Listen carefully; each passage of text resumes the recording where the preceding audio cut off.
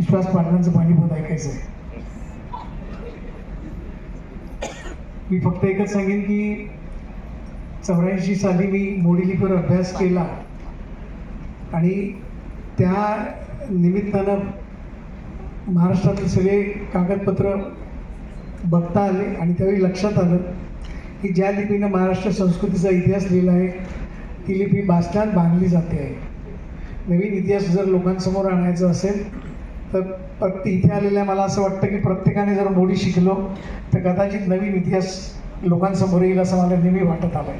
कारण मी इतिहासाचार्य गवळकरांच्या हाताखाली काम करत होतो, ते माझे गाईड होते.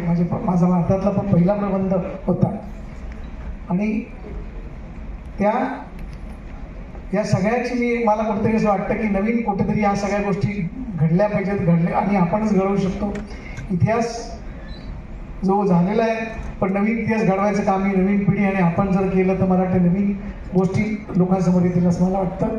मी परत एकदा सत्कार केल्याबद्दल, आयोजन केल्याबद्दल मी खूप खूप आभार मानतो. रजा घेतो. धन्यवाद.